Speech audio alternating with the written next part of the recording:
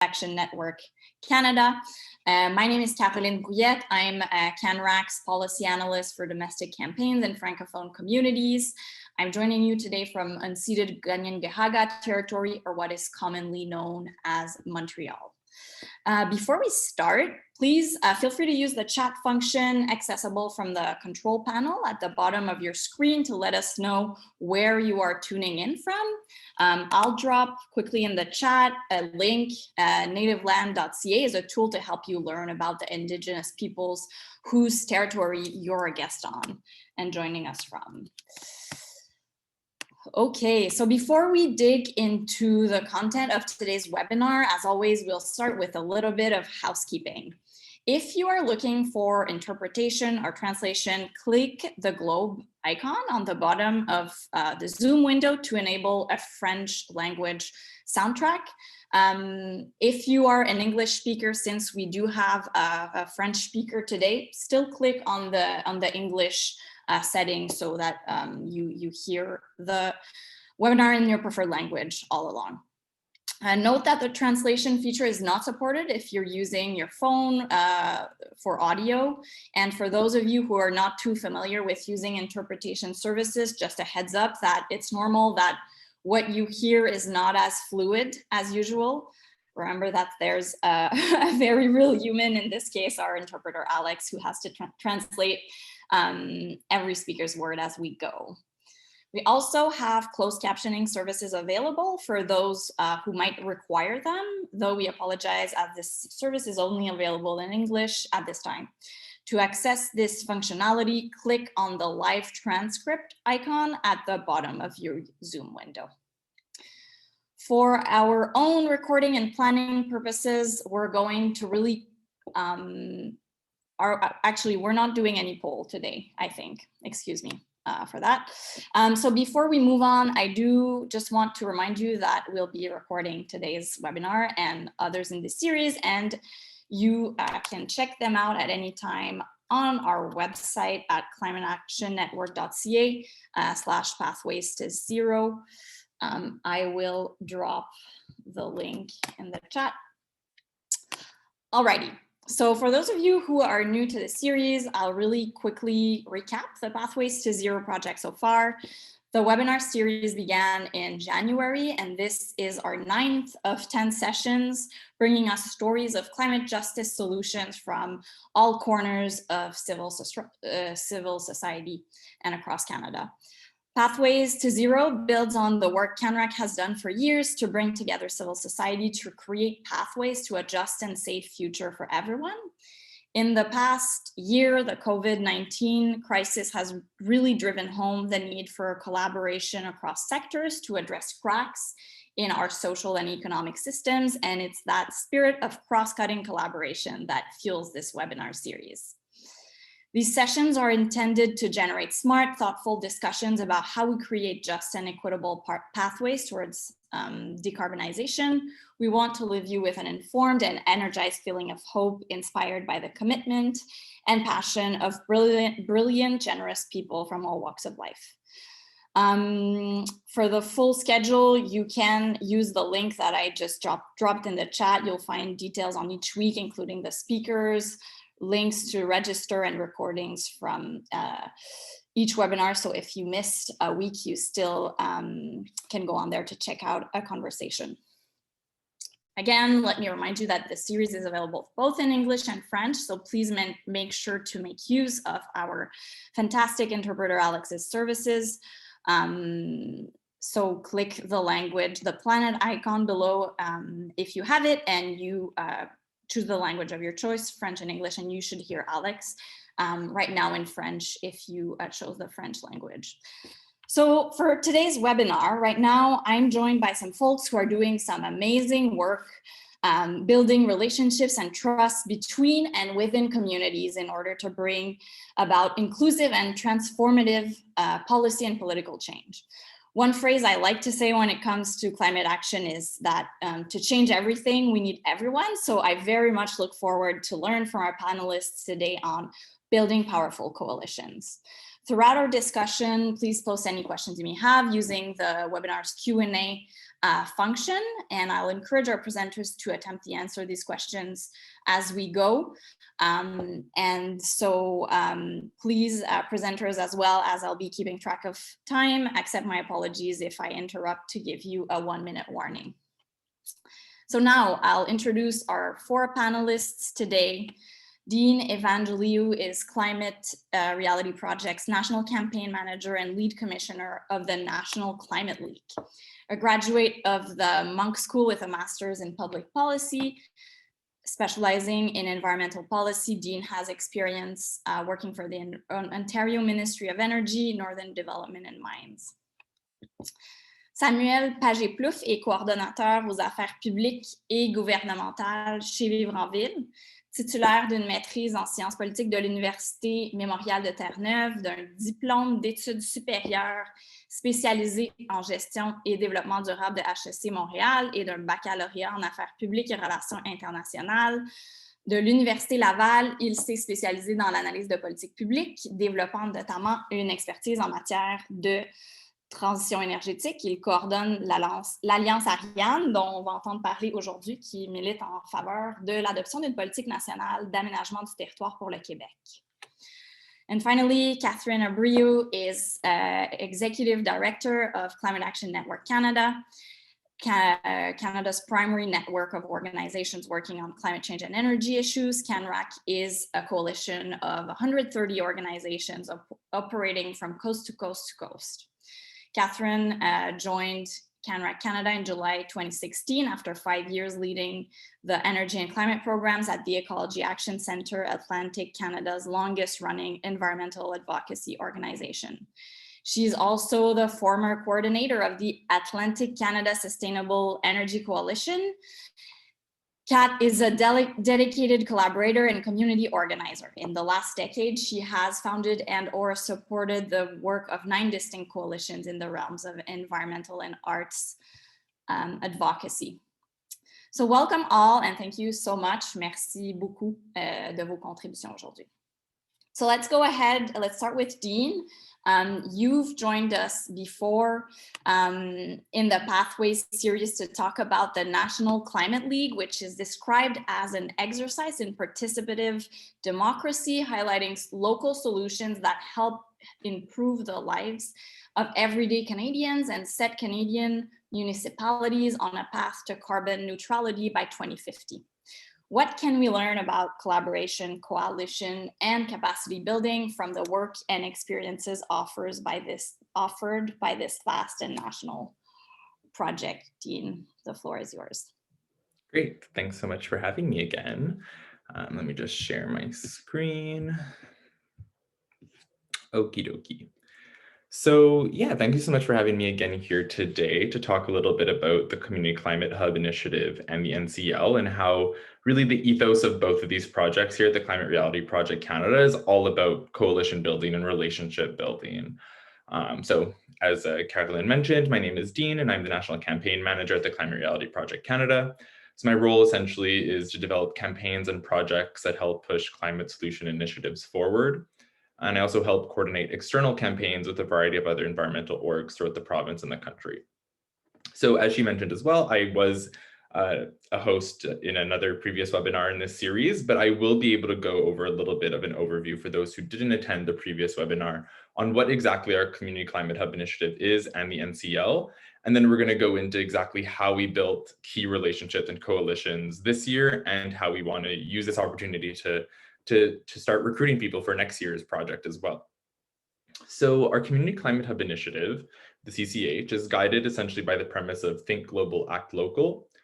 So Community Climate Hub is a group of citizens, businesses, and organizations who are representative of their community and are committed to accelerate progress along the Federation of Canadian Municipalities 5 Milestones framework. Being to create a GHG emission inventory, set an emissions reductions target, develop a local ambition plan, implement a local action plan, and monitor progress and report results. Demonstrating that reducing emissions in our communities not only helps the environment we all share, we can also improve our quality of life as a core tenet of the work done by community climate hubs across the country. Therefore, these hubs are able to help their municipality take action in several ways. One, by rallying diverse voices around a common vision and timeline for the community's decarbonization. Two, advancing policy through education, mobilization, and government relations. Three, encouraging public participation in the development and implementation of plans. And lastly, collaborating with other community climate hubs across the country to draw attention to the need for all orders of government to work together. So really here at the Climate Reality Project, we like to emphasize decentralization, and the CCH initiative is a decentralized model. So we have 14 fabulous regional organizers that help serve our hubs and their teams and navigate through the trove of resources available on and below the surface of our website at climatehub.ca. So we have these regional organizers that meet regularly with hub members to help them find their feet and begin building people power in the service of rapid decarbonization. One of the major projects that our CCH network helps us build every year is the National Climate League initiative. So we've released the National Climate League, or the NCL, now for the last 2 years, and its official third iteration just debuted on Tuesday, February 23rd, so about a month ago by now. So at its core, the NCL is meant to be an exercise in participative democracy. It's a massive data collection project powered and spearheaded by the CCH hubs that we just recently talked about. So when published, the NCL standings highlight local solutions that improve the lives of everyday Canadians and help Canadians get towards net zero by 2050. So how does this all work exactly? We here at the Climate Reality Project Canada developed 15 key indicators that are representative of building a better quality of life in Canada. We cover a broad range of topics, from affordable housing to air quality, landfill waste to walkability, to just name a few. And although you might not think these indicators are directly linked to lowering greenhouse gas emissions, they indirectly are. And when they perform well, Canadians tend to be happier and better off in the cities that they live in. So what makes this a citizen-led project, and how do we build coalitions that even you can get involved in throughout the next year? So when we launch the data collection season for the standings, usually around June or July of every year, we're asking everyday citizens to get in contact with their municipalities, asking them to provide data to them on the 15 key indicators that we've established. On our end, we help provide templates and talking points, that way everyday people can feel comfortable either calling, going in person, or emailing their local representatives. Each indicator has a different methodology. For example, for our affordable housing indicator, we ask for the average monthly rental price as calculated by the Canadian Mortgage and Housing Corporation. These standings also function as a sort of contest. For example, this year Calgary led the way in our bike lanes indicator. The standings then explain the policies in place that allowed their municipality to thrive in that specific indicator, and we hope that it can inspire other municipalities that maybe aren't doing so well to improve in that one specifically. So to sum up the NCL, the goal of it is to, one, instill a sense of agency and community through citizen. Et pour promouvoir la communauté. Sorry? There seems to have been a bit of a translation issue. Alex, can you just make sure you're toggled into the French channel? Thank you. Somebody needs to reconnect the translation. It got disconnected. Whoops. Okay. Apologies. Okay. Give me a second to work on that. Sure. Just give me a heads up when you're good. I think it's good now. Go ahead, Dean. Apologies, Dean, and everyone who's listening. No worries. No worries. So to sum up, the goal of the NCL is to, one, instill a sense of agency and community through citizen engagement and democracy, and two, to draw in diverse constituencies to demand transparent accountability from their municipality. So this year's standings have officially been released, as I mentioned, and we're super excited to be able to share them with everyone on this call. You can access them by going online to climatereality.ca/NCL, which I'll put all the relevant links in the chat box after this talk. We've also collaborated with McGill University this year to develop a podcast where we're highlighting conversations between our volunteers on the ground and an academic who specializes in that specific field. The newly formed relationship with McGill University is one of the key relationships that we hope to continue over the course of the next few years. We want to be able to connect with students at the university level and make sure they get involved in their university communities towards pushing towards net zero. So the last little bit of this talk, which is exactly how you can participate and how you can use the NCL standings to make change in your community. So as we mentioned, the goal of the NCL is to really build a volunteer base, or as we call it, the League. That's why we call it the National Climate League, of dedicated volunteers across Canada to help collect data and signal to municipalities what's important to Canadians. Because this project is such a collaborative and spread out process, we're already beginning our planning processes for next year's iteration. And there are so many different ways that you can get involved. If you're interested in becoming part of our dedicated data collection team, we're recruiting as of now. So our data team will be responsible for collecting the relevant data in their own region, specifically cities in that region. We're hoping to get together a team of about 20 or so dedicated individuals who'll make sure we get even some of that really hard to find data from our elected officials. This is all volunteer based, but over the next few months, we're going to be establishing some info sessions and workshops down the line on how you can help us out with the data collection process, how you can get in touch with your local elected officials, and so on. We also want to be able to develop a dedicated research and policy team for next year's iteration of the standings. Every year, as I mentioned, the standings highlight local policies that either foster or hinder certain cities in the indicators we're looking into. It's tough for just a few of us on the climate reality team to keep track of every single policy initiative going on in each Canadian city. So this is where we could really use the help of the network. If understanding the ins and outs of municipal climate policy is something you're interested in and something you'd like to contribute to next year's NCL, we're also looking for volunteers for that. So as you see, we're trying to develop a really large base across Canada of people that are interested in data and policy. Last, we want to be able to take the NCL and make change in your community with the resources that we've already created that are available to you. First, you could either use the actual NCL itself, or we've also created various two-pagers that are outlines for you to use. These two-pagers can be used for local media communications, or it could be used as a specific lobbying tool for you to be able to bring to City Council. That way, by using these templates, the NCL, and the vast database that we have publicly available, you could customize the document how you see fit for your specific community. For example, for Montreal, we were able to customize it so its success in public transit was highlighted, but also how it could potentially look to the city of Vancouver and the policies it has in place to improve its ranking in the Sustainable Buildings Indicator. Usually elected officials don't want to have to deal with 20+ page documents, and they want to have policy briefs ready to go. These therefore work both as a media communications tool and also a key policy brief explaining how your municipality can do better in the indicators they are lagging in. Of course, you're not limited to the resources that we provide to you, and you can get creative as you want using the NCL as your point of reference.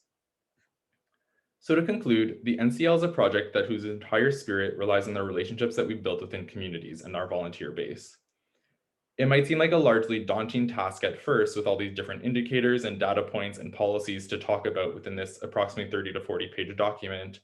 However, by creating a more decentralized network of individuals across the country, we can create this report that can hopefully be used for change. And yeah, I'll wrap up there. Thanks for having me all. Thanks so much, Dean. That was very informative as to how a decentralized approach can help bring about real change in terms of climate action. I'm seeing a couple of questions in the Q&A as well as in the chat, so feel free to answer directly there, but we will have a Q&A session at the end of our speaker's presentation. For sure. So, up next, Sam, you are the Public and Governmental Affairs Coordinator at Vivre en Ville. I've had the pleasure of working with you and seeing the awesome work you do at Vivre en Ville in Quebec.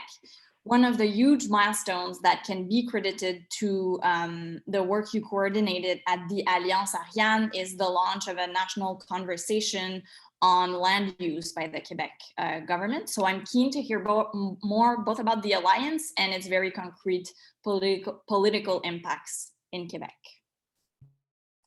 Oui, merci Caroline, merci au réseau Action Climat de me recevoir aujourd'hui. Ça me fait vraiment plaisir d'être là puis d'entendre ce qui se fait, les initiatives, notamment celle qui vient d'être présentée, le National Climate League. On le voit beaucoup au niveau local, l'accès à des données de qualité, c'est vraiment un levier pour l'action. Donc, merci encore de m'accueillir avec vous. Mon nom est Samuel Pagé-Plouffe. Je vais vous partager mon écran à l'instant pendant que je me présente. Caroline, si c'est possible de me confirmer que ça fonctionne bien. Est-ce que c'est beau? Oui, c'est parfait. Je crois que vous avez peut-être mes notes. Est-ce que je me trompe? Est-ce que vous avez mes notes en ce moment sous les yeux? Non, on voit juste ta présentation en mode public. Super. Donc, oui, effectivement, je m'appelle Samuel Pagé-Plouffe, je suis coordonnateur aux affaires publiques et gouvernementales chez Vivre en Ville. Rapidement, là, une présentation de Vivre en Ville. Donc, on est une ONG pan-québécoise, on a 3 bureaux partout au Québec, à Gatineau, Montréal et Québec. On a 35 employés et notre mission essentiellement, c'est de contribuer au développement de collectivités viables partout au Québec. Qu'est-ce qu'on veut dire par des collectivités viables? Essentiellement, c'est créer des milieux de vie de qualité qui sont prospères, qui sont favorables au bien-être de chacun, dans l'intérêt collectif et aussi dans le respect de la capacité des écosystèmes. Donc, je fais aussi une petite mention. On travaille avec des gens de différents milieux, donc à la fois les décideurs, les professionnels et les citoyens pour arriver à cet objectif. Et on travaille à différentes échelles, donc de l'échelle du bâtiment, à l'échelle de la rue, à celle du quartier et même de l'agglomération, parce que l'aménagement du territoire, il faut le penser d'une manière, il faut le penser systématiquement à différentes échelles. Donc, j'ajoute aussi que l'aménagement du territoire est une discipline qui est assez transversale. Donc, on peut penser aux questions de mobilité, aux questions d'agriculture urbaine, aux questions d'habitat, d'accessibilité au logement. Il faut avoir une perspective qui est transversale et je crois que c'est une des raisons pourquoi ma présentation sera pertinente aujourd'hui.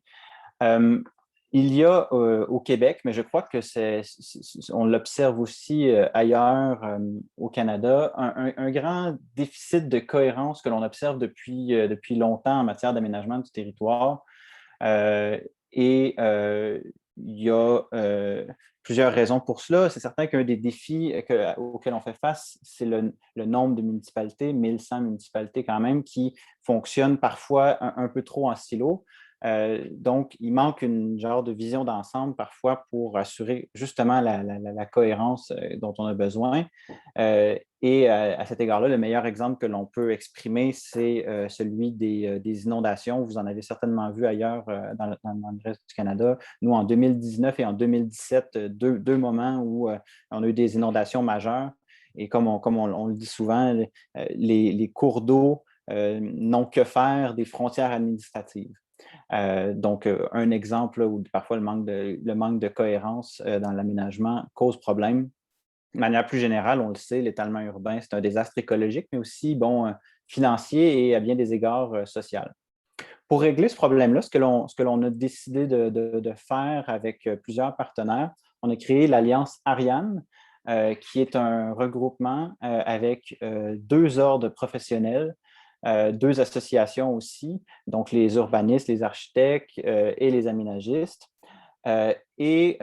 incluant aussi des groupes environnementaux et d'autres organismes sectoriels intéressés par ces questions-là. Donc, on pense à l'UPA, qui est le regroupement des producteurs agricoles au Québec, d'autres qui s'intéressent plus aux questions, par exemple, de préservation des bâtiments patrimoniaux. Donc, on a fait une alliance avec tous ces gens-là et avec des experts dans une approche qui est transversale et on a beaucoup misé sur la crédibilité et la compétence des différents partenaires. Une petite chronologie, je ne veux pas la faire au complet, mais dès 2006, il y avait du côté de l'Ordre des urbanistes du Québec, on reconnaissait qu'on avait un problème, un manque de cohérence sur la manière que l'on aménage nos milieux de vie, nos villes au Québec. Donc, dès 2006, il y avait une volonté de travailler, d'avoir une vision collective à l'échelle québécoise de l'aménagement du territoire. Ça ne s'est pas concrétisé. Il y a eu une dizaine d'années qui s'est passé. Puis en 2015, il y a eu la création de l'Alliance Ariane dont je viens de vous présenter les membres, qui a, à mon avis, été un véritable game changer, la capacité de travailler de manière transversale avec des gens de différents milieux a eu un impact majeur. Donc, quelques moments forts. 2018, un forum qui a rassemblé des leaders de partout au Québec, qu'on pense au milieu de la santé, au milieu de l'économie, des gens du milieu environnemental se sont rassemblés pour réfléchir à ce que l'on souhaite pour l'avenir du territoire québécois. Il y avait évidemment des groupes citoyens qui étaient présents aussi. De ça, on a présenté les grandes conclusions de cette démarche aux 4 partis politiques qui se sont présentés, 4 partis majeurs aux dernières élections, et 3 sur 4 ont intégré dans leur plateforme électorale, incluant le gouvernement actuel, l'idée d'adopter une politique nationale d'aménagement du territoire. Et dans les années suivantes, donc à partir de 2018, on a mobilisé plusieurs municipalités aussi. Là, vous avez un exemple, c'est tout petit, mais on voit là l'union fait la force. Ça, c'est à Saint-Jean-sur-Richelieu, donc des gens d'un peu partout de Saint-Jean-sur-Richelieu, mais de différents domaines, encore une fois, environnementaux, sociaux, qui ont demandé l'adoption d'une politique d'aménagement du territoire. Ce qui est advenu de ça, effectivement, on a convaincu le gouvernement, et là, vous voyez la déclaration de la ministre Laforêt, la déclaration qu'elle a faite au début de l'année dernière, où elle a dit « Il faut freiner l'étalement urbain, c'est une priorité nationale ». Et donc, freiner l'étalement urbain, pourquoi? Parce que dans le cadre des changements climatiques, on doit protéger nos milieux naturels, on doit protéger nos milieux agricoles. Donc, les arguments qui étaient faits par la société civile d'abord ont été entendus par le gouvernement. Et donc, dès le début de l'année 2021, on a lancé l'élaboration d'une politique nationale d'aménagement du territoire et d'urbanisme avec la société civile. Donc, ça sera fait en collaboration, en co-construction, gouvernement et société civile. Il faut dire que dernièrement, un moment qui a été majeur, c'est l'appui aussi d'acteurs économiques majeurs comme les fédérations de chambres de commerce qui ont reconnu que les pratiques incohérentes d'aménagement du territoire étaient à la fois nocives pour l'environnement et l'économie. Donc, si rapidement il y avait des leçons à tirer, je dirais le fait de travailler de manière transversale avec des gens de différents milieux, ça aura été un des éléments qui nous ont permis de réussir. Le fait aussi d'avoir des acteurs très crédibles et très compétents, notamment en matière de politique publique. Bien sûr, on travaille avec des scientifiques de sciences pures, mais aussi avec des gens de sciences humaines qui connaissent les politiques publiques et qui savent comment changer les politiques, changer les programmes. Dernier élément, juste une réflexion que je vous partage comme ça. Un exemple de succès, puis là, je sors de l'Alliance Ariane, mais un exemple de succès que l'on a constaté en termes plutôt de collaboration entre le gouvernement fédéral et les provinces, c'est le financement des transports collectifs. Le fonds qui a été créé, le fonds d'infrastructure de transport en commun qui a été créé dès 2015, au moment du nouveau gouvernement précédente législature. Ce fonds-là, au Québec, a déboulé, c'est pas beaucoup dit dans l'espace public, mais moi j'en suis convaincu, a déboulé vers l'adoption d'une politique de mobilité durable qui cherche à rendre plus cohérentes nos interventions en matière de mobilité. Il aura donc contribué, grâce à ce levier financier-là, à lancer des projets de mobilité durable partout au Québec. Historiquement, ce qui avait été fait en matière de financement de la mobilité, c'était une enveloppe générale où on pouvait utiliser à la fois pour financer des routes ou pour financer les transports en commun. Et là, ce qui est original, c'est qu'on a dit, là, non, cette enveloppe-là va être dédiée aux transports en commun. Donc, on sait que les provinces, parfois, sont un peu frileuses à se faire mettre des conditions à l'égard de la manière que leur financement est dépensé. Mais moi, je ferais l'argument que, dans ce cas-ci, c'est un domaine complètement différent parce qu'on est dans du financement qui contribue à la transition écologique. Donc, c'est une condition qui visiblement a été acceptée. Personne n'a critiqué cette condition-là. Et ma question serait, est-ce qu'on pourrait commencer aussi à l'envisager au cours des prochaines années dans le domaine du logement aussi, pour créer des milieux de vie durables? Donc, voilà, c'était ma présentation. Ça me fera plaisir de prendre des questions par la suite. Merci beaucoup, Samuel. Thank you so much, Sam. Very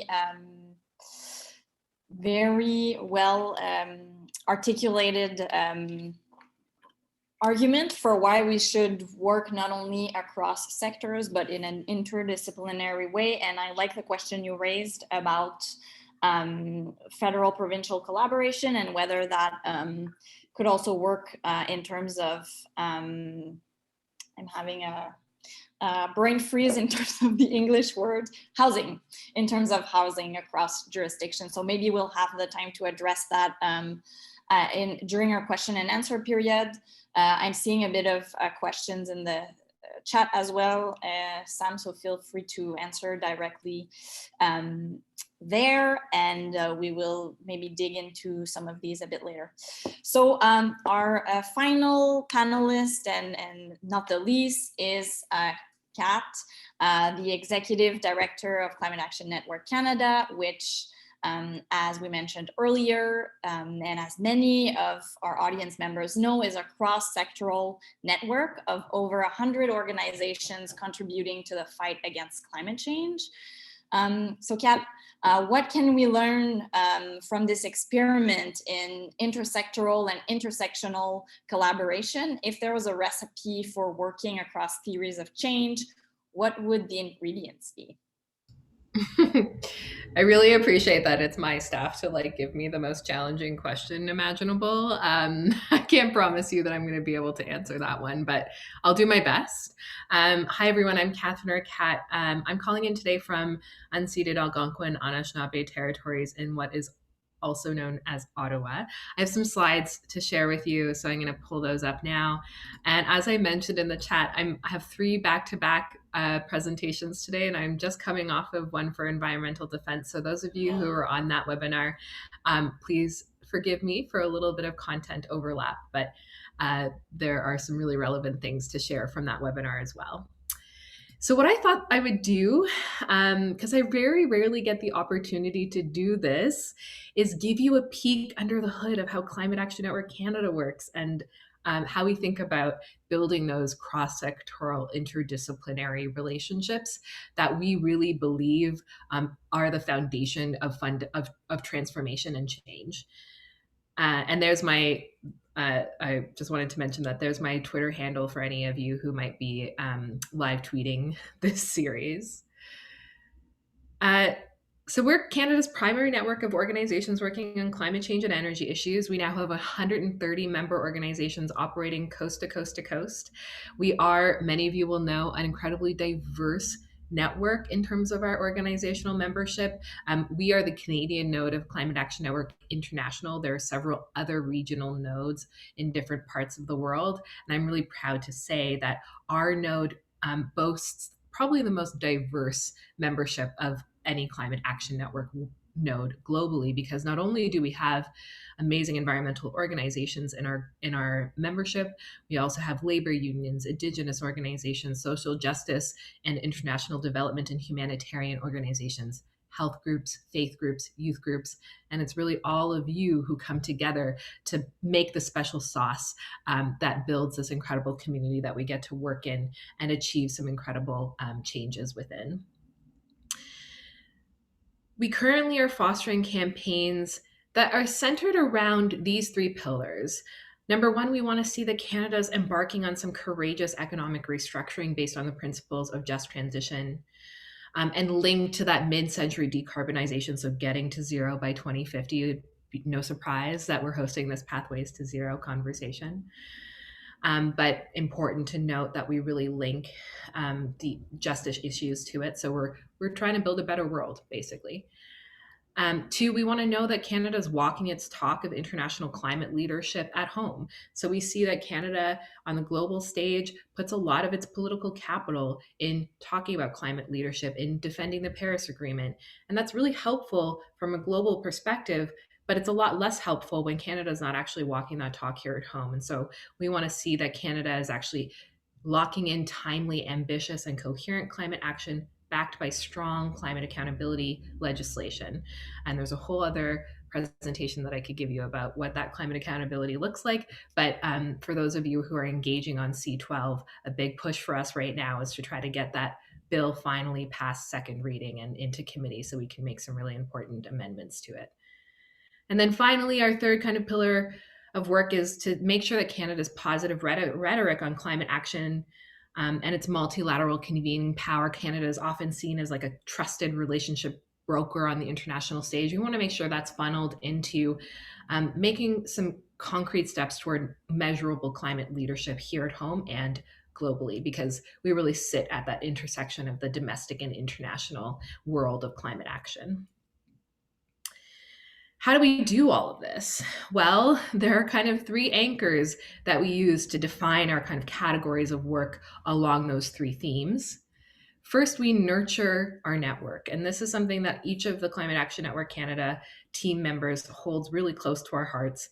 We spend all of our time trying to figure out ways to bring our membership together, to bring allies who may not be directly in the membership together with our members, to have strategic conversations, to share resources and learnings. We want to make sure that people working on liquefied natural gas projects in Nova Scotia are connected to people working on LNG in British Columbia.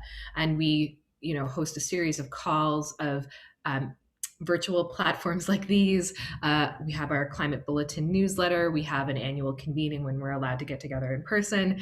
So there are a bunch of different ways that we look to nurture the network. And many of you will have touch base with Tika and other members of the team who really provide the foundation of that work. We engage in domestic policy development and government relations. And I think something that I wanted to really highlight during our conversation today is that the way we do that is in deep partnership with our membership. So we want our members to lead as much as possible. We want to amplify the work that our members are doing at the interprovincial and national stages. And so when we engage on policy issues, we do that in deep relationship with our members. And finally, we build and maintain Canadian civil society's capacity to engage in the international sphere of action. So not only are we here at home building those connections, those relationships, those sparking those opportunities for strategic collaboration, but we're trying to do that outside of Canadian borders as well, making sure that Canadian civil society is building those strong relationships with international civil society, because that's a part of what drives change, particularly on the climate file. And I'm really proud to say that Canadian civil society does punch above its weight in the international sphere of climate action. A quick example of that, CAN International has 12 working groups and 4 of them are chaired by Canadians. So I think that's something that we can be really proud of on the international stage. It's easier for me to talk about how we work by using examples. And since we're here talking about transformation and pathways to zero and just transition, I wanted to give you a case study in how we worked on the just transition file over the last few years. In 2017, we made just transition the kind of key theme of our work heading into the major UN climate conference of that year, COP23. We partnered with our labor members. We partnered with allies in communities and Indigenous communities, as well as our international development allies and our international colleagues to demand that Canada bring just transition into its climate plan, enter it into its nationally determined contribution under the Paris Agreement. We hosted press conferences in partnership with our members at that COP, got some international media attention that resonated back home. And fortunately, this all coincided with Canada wanting to launch the Powering Past Coal Alliance, as the Canadian government had just planned for an accelerated phase out of coal-fired electricity here in Canada. And coal workers were saying, hey, we need you to be engaging with us on how we're going to be transitioning out of this workforce and into other workforces. And so we use this opportunity of the launch of the Powering Past Coal Alliance to say, hey, Canada, you need to put something on the map when it comes to just transition, when it comes to being there for workers and communities. And they did do that. Shortly after, with the launch of the PPCA at that COP23, we heard then Minister of Environment and Climate Change, Catherine McKenna, make a commitment to a Just Transition Task Force for Canada. That task force was announced later that year. And in 2018, the Just Transition Task Force for Canadian Coal Power Workers and Communities released their summary report. They were able to go to community to talk to those affected by the accelerated phase out of coal. And they came up with an incredible amount of recommendations, many of which were about coal workers and their communities, many of which are broadly applicable to the conversation about transformation and just transition that we're having today. And so I'd encourage anyone who hasn't taken a look at that report yet to do so. And we're really proud to say that the Just Transition Task Force was co-chaired by 2 Climate Action Network Canada members, Conservation Council of New Brunswick and Canadian Labour Congress. But that moment where we kind of culminated at the national level and we brought that international attention into the mix was building on the work of so many of our members right at the community, at the ground level. So we are seeing these kinds of conversations, these relationships across sectors, across different demographics being made in so many communities across the country to talk about what the future looks like, to co-envision, to co-create this future. And so here's just a little image cachet of some of those amazing initiatives that we've been working, of course, to highlight in our Pathways to Zero webinar series. And here we got a commitment from the Liberals in the 2019 election to actually implement a Just Transition Act. And so that just gives you a little bit of insight into how we work, how we come together with our memberships, how we identify in collaboration with our membership and allies key priorities to work on, and then how we join hands to drive those issues forward together in a variety of different contexts. That was supposed to come before. So now I'm going to pivot to talking a little bit about where we're at and kind of give a little bit of thoughts on what the magic ingredient is, although I don't know that I have the answer. So I think we've really entered into a new era of climate activism. I'm sure a lot of you on the line would agree with that. We have, huge numbers of people showing up in the streets when that's available, but we also have a kind of like new emergence of different kinds of tactics. So Extinction Rebellion and other kind of emergency mobilization groups bringing this conversation to the fore. We have so many different social interest groups. I mean, of course, the fight for climate justice has been led in and by Indigenous communities for a very long time. We've seen labor unions and workers getting into the conversation, and increasingly climate change and climate action are really inextricable from social issues. We saw this, and we at Climate Action Network Canada had a really deep experience of this last year during the COVID-19, when the COVID-19 pandemic really broke, and when we invested a lot of our internal resources into coming together with progressive civil society across the country, from really every corner of civil society, to pull together the Just Recovery principles.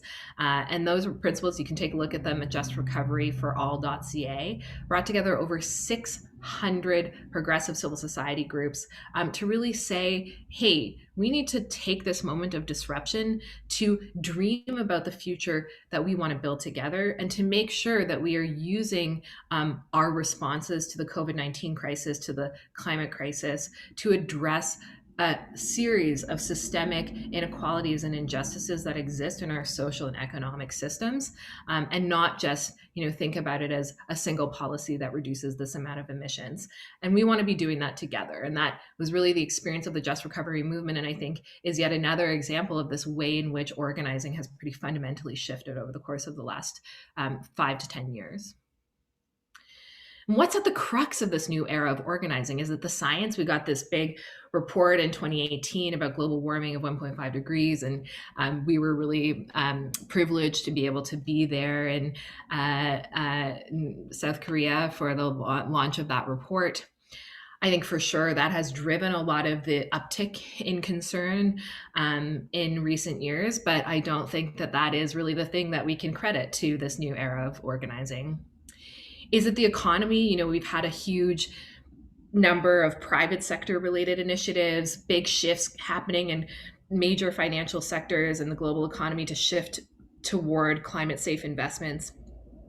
And again, I think that has bolstered a lot of the organizing that we've seen in recent years, given us a lot of given us some targets, so places that we're going to be directing our advocacy to, and also given us some hope that this change is really well underway. But again, I will not credit those economic changes with this new era. Is it people? I mean, of course, people are always at the heart of organizing, and we are seeing the impacts of climate change escalate in a way that is affecting pretty much everyone the world over, but in particular affecting marginalized communities and individuals the world over in really disproportionate ways, those who are least responsible for the climate crisis. And I think that sense of injustice drives a lot of us. But it's not individuals. I want to say it's not an individual person that is making this big change, because this is an example of why thinking about it from that individual perspective doesn't really work. This poll got a lot of traction in Canada last year, and paper asked, how much are you individually willing to pay for taking action on climate change? And half of the respondents said they weren't willing to pay anything. And, a quarter of them said only between $1 and $100. And this was held up by those who kind of oppose climate action as a like, oh, we're not gonna, people aren't engaged. People aren't caring about climate action.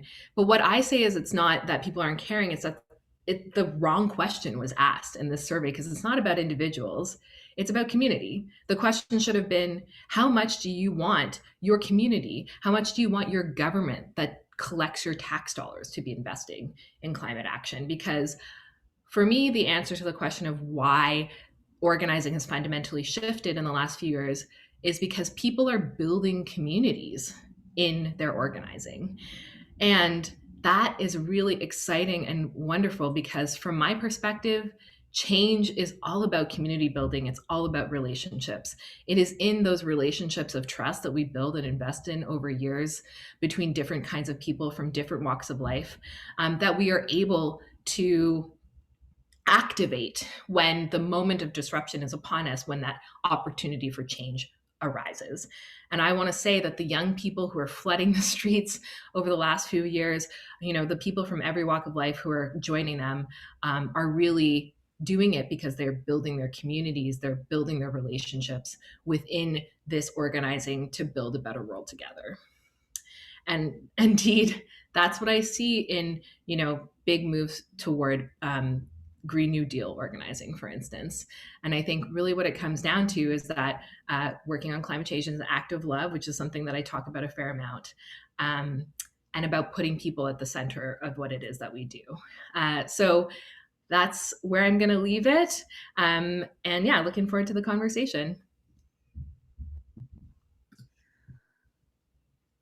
Whoops. Thanks so much, Kat. For those of you on the call, Kat has a tendency to make me very emotional when she speaks, and once again, she has succeeded at that. But overall, great presentation, and it was really fun for me as a new member of the team to learn a bit about that history of the great things that Climate Action Network, together with our member and allies, have been able to accomplish. So moving on, we have maybe 9 minutes for a Q&A section. I'm seeing one question in the chat that Steve has asked to Samuel in terms of what Canada-wide efforts are underway to align efforts on affordable housing, land use, urban planning, transport, and climate. And I'd actually like the opportunity to kind of open that question to our other panelists, Dean and Kat. You have each spoken of climate action at different jurisdictional levels. So I'd be curious to hear you in terms of the work you're leading and witnessing. How does each level of jurisdiction, as well as different efforts, some that are more coalition based, others that are more local and grassroots, can contribute to answering these questions about community level quality of life?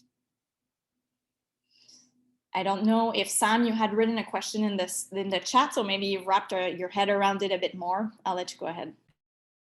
Oui, j'ai commencé à répondre à la question de Steve. Je la trouve importante.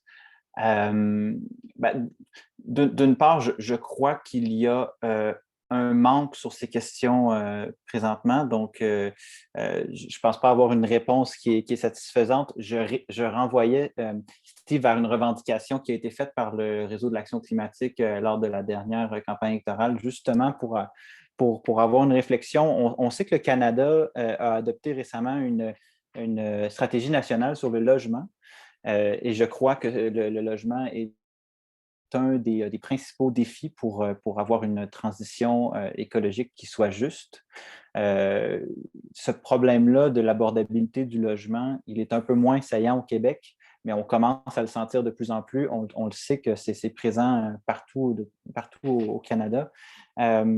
Donc, réconcilier le développement de logement, l'abordabilité et la protection des écosystèmes, c'est un défi qui est incontournable. Ce que je dirais, moi, la réflexion que je faisais, puis je référais à Steve à cela, c'est dans le cadre de la stratégie nationale sur le logement, me semble-t-il que il devrait y avoir un effort qui est soutenu, qui est important pour que la localisation des logements qui seront développés contribue en fait à développer des milieux de vie qui sont complets avec une mixité des fonctions et qui sont aussi justes, donc qui favorisent l'égalité des chances, l'accès au réseau de transport en commun qui parfois se suscite, quand on développe des transports en commun, suscite une gentrification. Donc, moi, je vois un levier à cet endroit-là spécifique là, dans la stratégie nationale sur le logement. Et je sais que dans les discussions qui ont mené à cette stratégie-là, les intervenants reconnaissaient que les investissements fédéraux avaient parfois contribué même au contraire à l'étalement urbain et donc à la destruction de milieux naturels, de terres agricoles. Donc, ce serait l'endroit où je me dirigerais si j'avais à essayer d'intervenir là-dessus. Si j'étais un décideur fédéral, par exemple. Merci, Sam. Kat or Dean, thoughts? Who wants to go first? I mean, maybe I'll hop in. Like, you know, for me, the question of like, how do we embed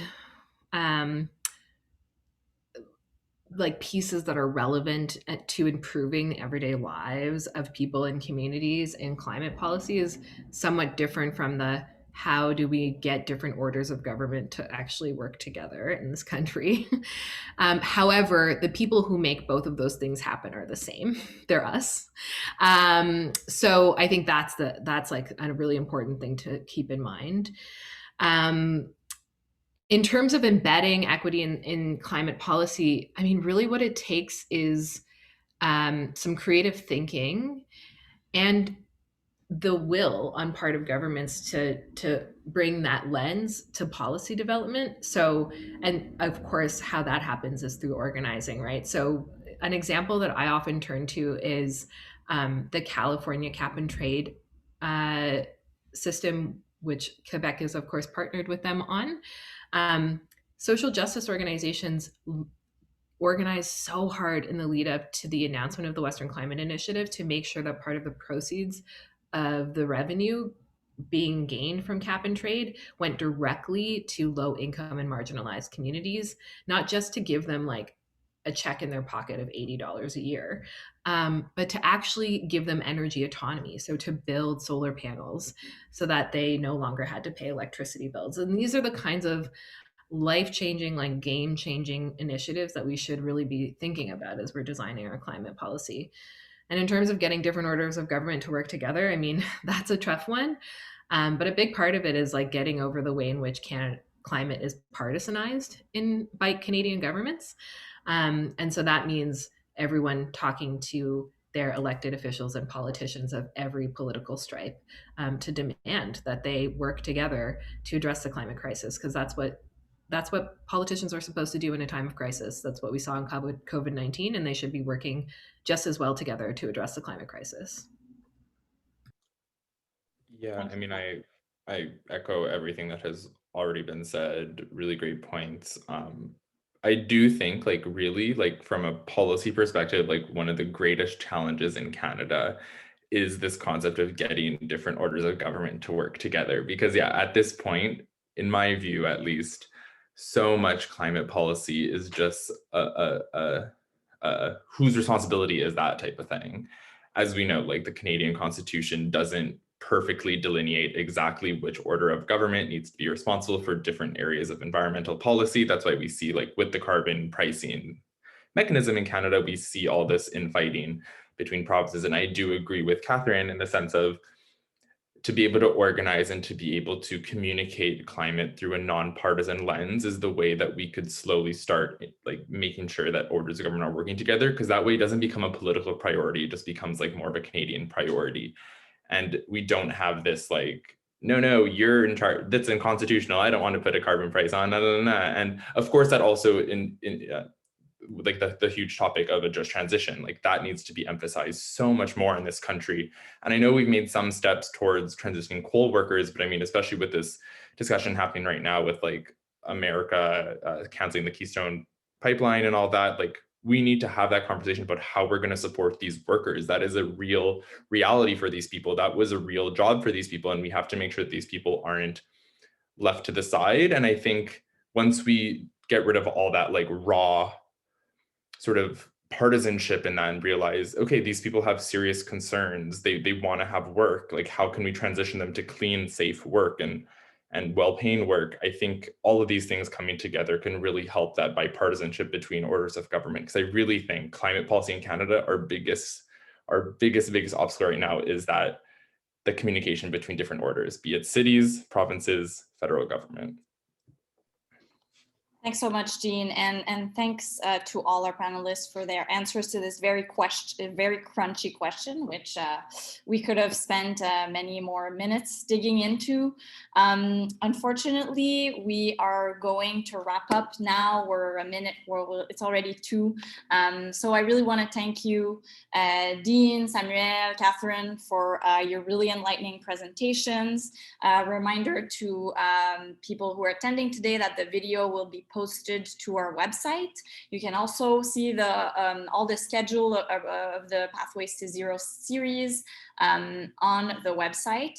Our next webinar is next week. It's the last one of this series and not the least, Indigenous Sovereignty and Energy Solutions. It's on March 25th at 1 p.m. Eastern Time. Speakers will be from Sacred Earth Solar, Assembly of First Nations, and Indigenous Clean Energy. So I'm really looking forward to this one. So thank you everyone for being here, and a special thank you to the CAN-Rac team, Lauren and Nathan, who are working hard behind the scenes to make everything in this webinar series happen. Thanks so much. And thank you, Kiddo. Merci, Caroline. Merci tout le monde. Bonne journée. Bye. Bye.